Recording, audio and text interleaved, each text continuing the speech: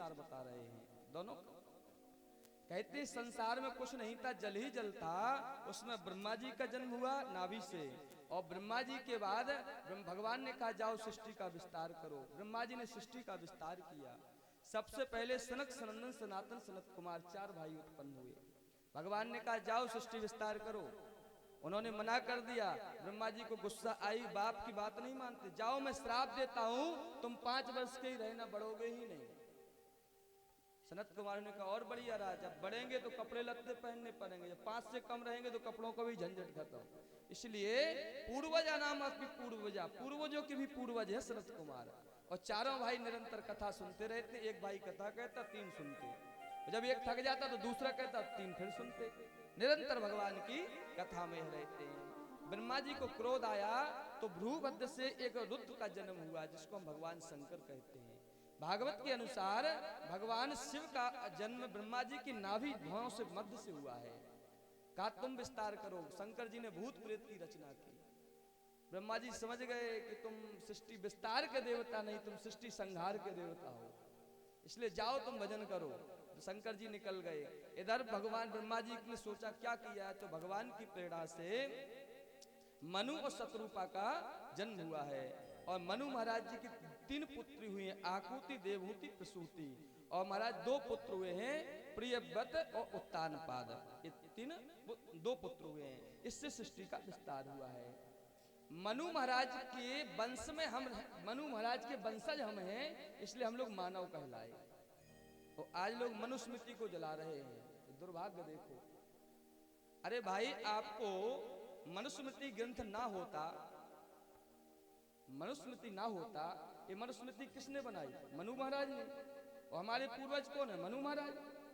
अगर हम तुम्हारे पिताजी का नाम पूछें तो पिताजी से चलते चलते हमारी परंपरा मनु महाराज पर अटकती है। और मनु महाराज के बाद हमारे दादाजी ब्रह्मा जी, और ब्रह्मा जी के बाद भगवान श्री हरि की हमारी परंपरा है? आज मनुस्मृति को जलाते हैं लोग कि मनु महाराज ने गलत। देखो, एक संविधान है, भारत का नहीं है, भारत का संविधान नहीं है। संविधान को जलाओगे तो क्या होगा? जेल जाना पड़ेगा। और मानव जीवन को जो क्या करना चाहिए क्या नहीं करना, उसका संविधान मनु महाराज ने, मनुस्मृति बनाई है। कब सोना चाहिए, कब जागना चाहिए, कब उठना चाहिए, कब खाना चाहिए, कब भजन करना चाहिए, क्या बोलना चाहिए, क्या नहीं बोलना चाहिए, ये सारा जो संविधान मानव जीवन का, मनुष्य का। देखो, एक मनुष्य है, एक मनुष्यत्व है। आज मनुष्यों का मनुष्य तो है, मनुष्यत्व खत्म हो गया, सब बर्बाद हो गया। पशुआ आवे पशुआ जावे, पशुआ तो जंगल चर आवे,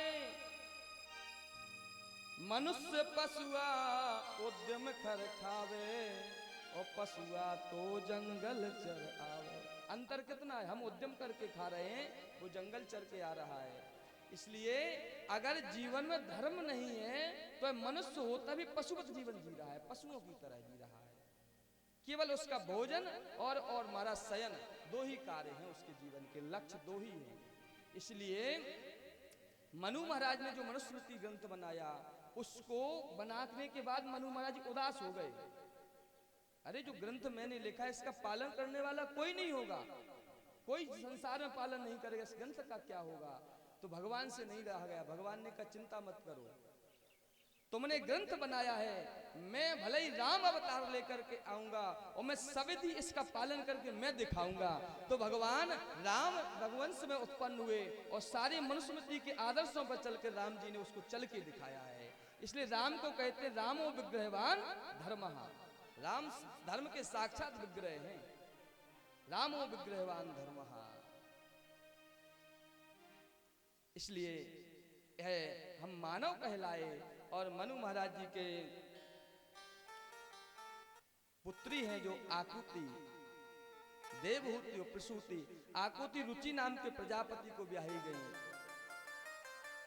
देवहूति महर्षि कर्दम को ब्याही गई, और प्रसूति जो है वो दक्ष पुत्री होकर के भगवान दक्ष को ब्याही गई। प्रसूति दक्ष को ब्याही गई। इन्हीं के वंश में महाराज पिसूत जी के गर्भ से ही सती का जन्म हुआ था, जिसका विवाह भगवान शिव के साथ हुआ था।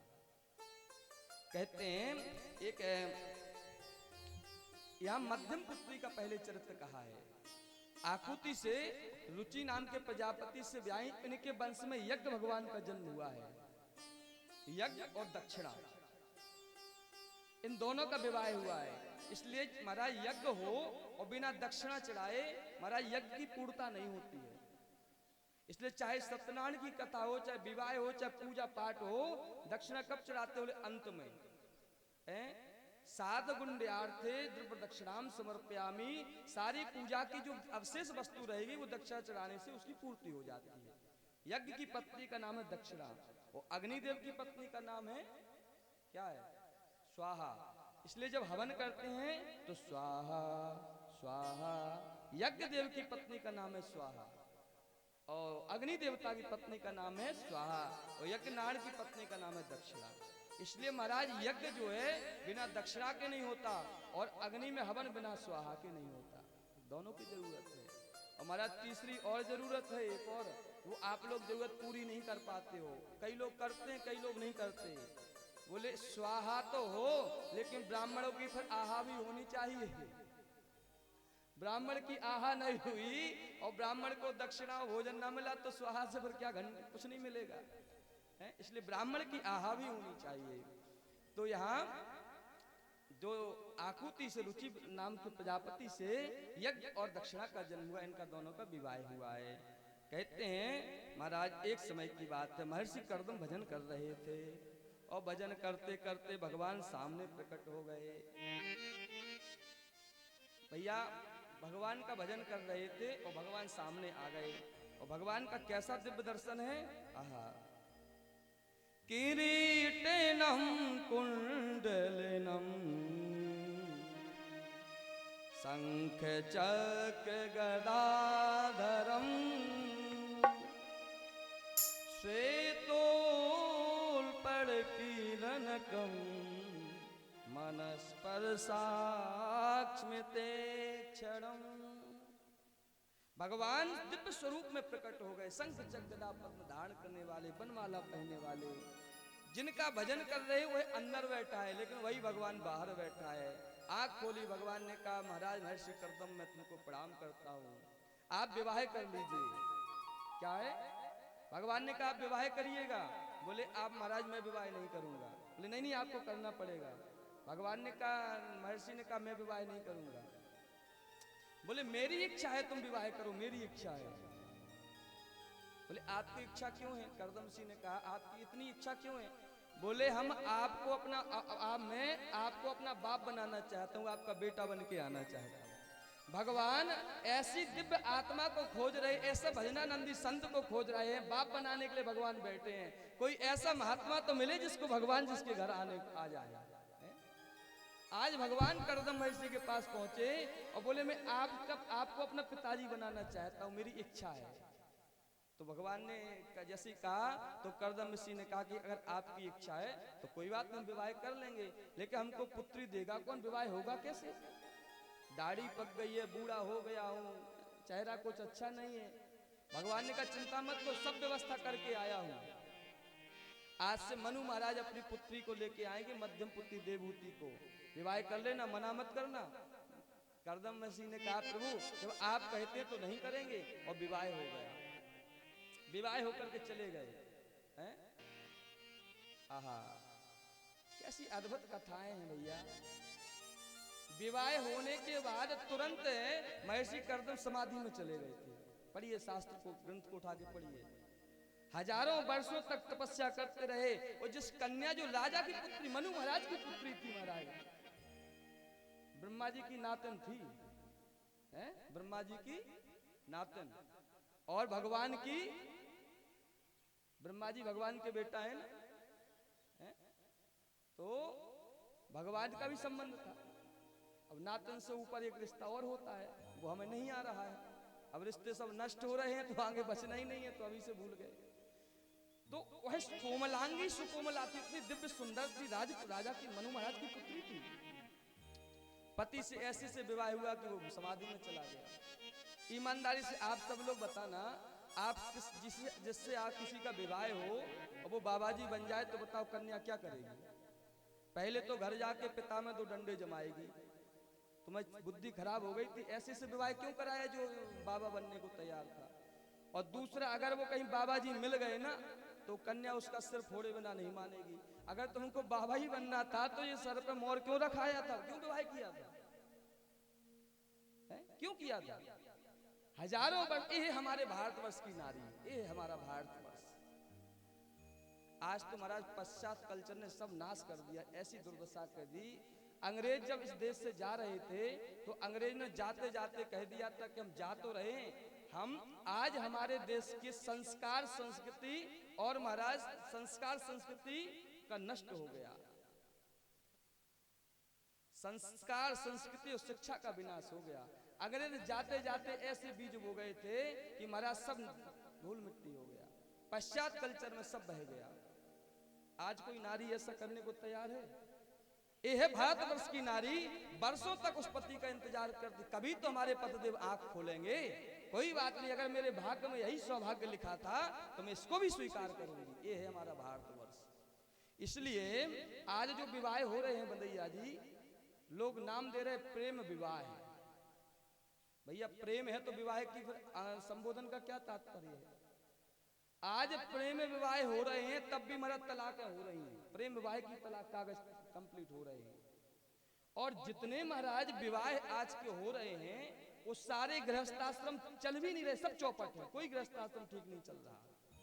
कहीं भी देख लेना आप जाके, इतिहास उठा करके देखिएगा, जिसने अपनी मर्जी से विवाह किया उसका गृहस्थाश्रम सुखी हुआ ही नहीं, और जिसने माँ बाप और के गुरु के आदेश से विवाह किया उसकी गृहस्थी में महाराज दो क्या आनंद है। पहले महाराज प्रेम विवाह नहीं होता था, प्रेम में निर्वाह होता था, निर्वाह था, विवाह नहीं था, निर्वाह था, ऐसा ना बताइए निर्वाह। गरीब से गरीब, उस बिटिया ने घर नहीं देखा था कि हम जिस घर में ब्याही जा रही वो घर कैसा होगा, दूल्हा कैसा होगा, कुछ नहीं देखा था। हमारे यहाँ एक कहावत है बुंदेलखंड में कि कन्या और गाय दूसरे के हाथों पे आश्रित है, चाहे जहां बांध दो वहां बंध जाती है। बिटिया का विवाह बाप कहीं भी कर दे वहीं बेचारी वहीं चली जाती है, एक बार नहीं कहती पिताजी क्या किया।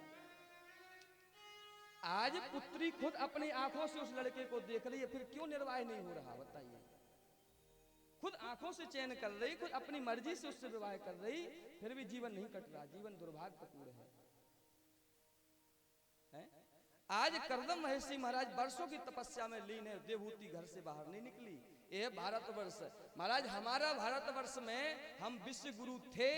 कब थे? जब हमारे यहाँ भारतवर्ष में शिक्षा संस्कृति और संपन्न देश था, तब हम विश्व गुरु थे। आज हमारी शिक्षा संस्कृति और संस्कृत तीनों का विनाश हुआ। शिक्षा संस्कृति और संस्कृत तीनों नष्ट हो गए। आज हम महाराज पश्चात कल्चर में जी रहे हैं। हमारे यहाँ महाराज गृहस्थाश्रम में किसी संबंध का निर्वाह ठीक नहीं हो रहा। वर्षों बाद आंख खोली है और देखो तो सही, जब आंख खोली तो करदम पूछते हैं, अरे देवी तुम कौन है? प्रश्न क्या है? देवी तुम कौन? आज कोई पूछ के देखे ऐसा कि विवाह तो किया, तुम कौन हो देवी?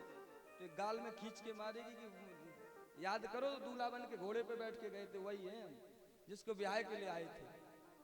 तो देवहूति ने कहा स्वामी याद करो, आज से कुछ वर्ष पूर्व हमारे पिताजी आए थे, तुम्हारे से विवाह करके गए थे, मैं देवहूति हूँ, मनु महाराज की पुत्री। ओ देवी तुम, याद आया, हमारी प्रतीक्षा करती रही।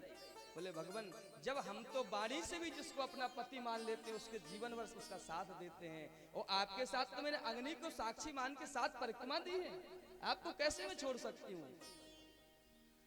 आजकल लोग कहते हैं जन्म जन्म का साथ है तुम्हारा हमारा। बताओ, जन्म जन्म का साथ है और इसी जिंदगी महाराज बोझ लग रही है, कोई पंखे से झूल रहा, कोई बांसी पर लटक रहा, कोई ना आग लगा रहा। एक जीवन में महाराज ये दशा है, और कहते बात जन्म जन्म का साथ है हमारा तुम्हारा है।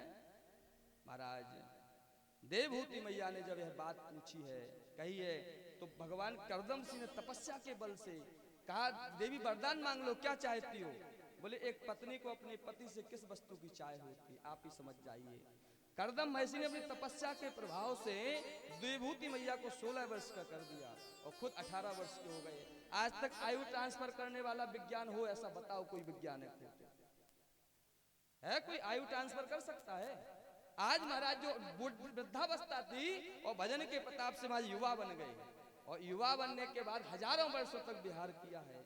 9 कन्याओं को जन्म हुआ है, 9 कन्याएं जन्म हुई हैं और 9 कन्याओं को याद आया, जैसे ही महाराज 9 कन्याएं हो गई तो याद आया कि भगवान ने कहा था हम बेटा बन के आए और 9 कन्याएं बिटियां पहले आ गई, अब तो जिंदगी में भजन होगा ही नहीं, क्योंकि घर बार ढूंढते ढूंढते ब्याह करते करते जिंदगी निकल जाएगी।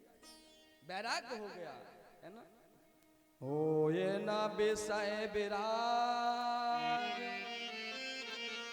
भवन बसत चौथ पन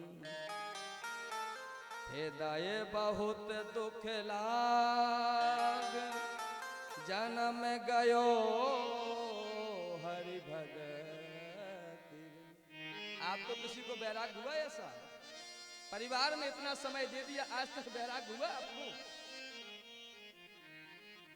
आज महाराज करदम को वैराग्य हो गया। प्रभु कैसे होगा?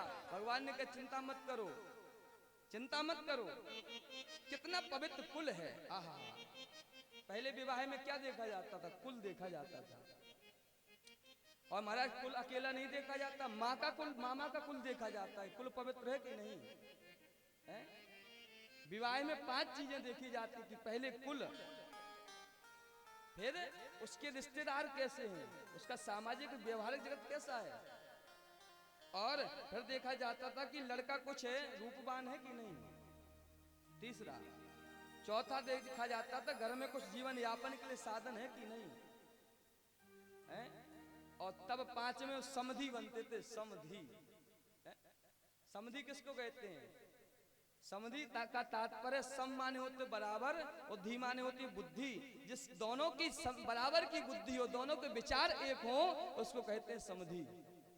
इसलिए पहले विवाह में कड़ी चावल की पंगत होती थी। मानो कि महाराज सब लोग मिलजुल करके रहेंगे, कलौजी बना करके मिलजुल करके दोनों रहेंगे, रिश्तेदारी बढ़िया तरह से निभाएंगे। और आज महाराज शुरुआत में ही पापड़ होती है, पापड़ मिलते हैं। तो महाराज शुरुआत जब पापड़ से हो रही है तो रिश्ता कितना मजबूत होगा आप समझ जाइएगा।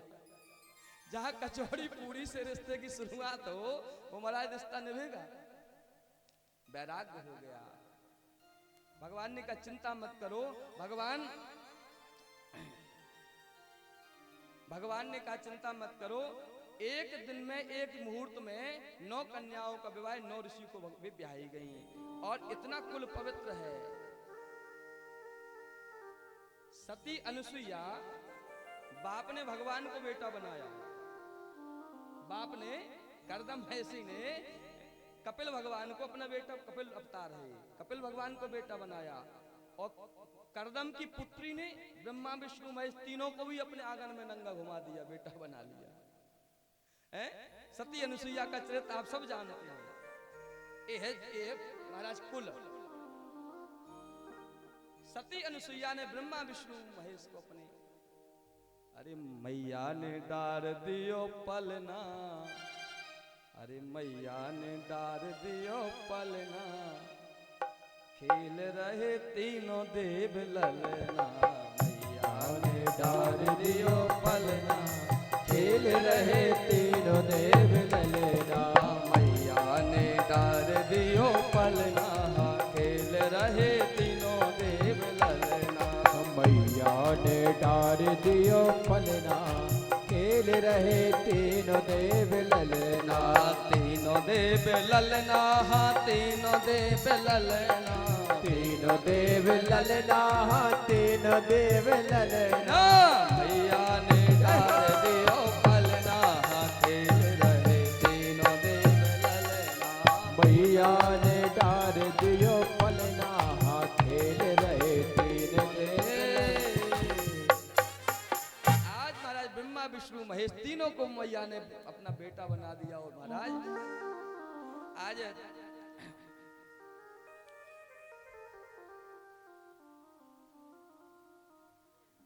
ब्रह्मा जो है महर्षि करदम ने कहा कि हे प्रभु अब आप आ गए हैं, इस कथा को हम आगे बढ़ाएं। इससे पहले का आपको सूचना है, कल इसी सरयू सागर के पावन तट पे यज्ञोपवीत संस्कार का कार्यक्रम है।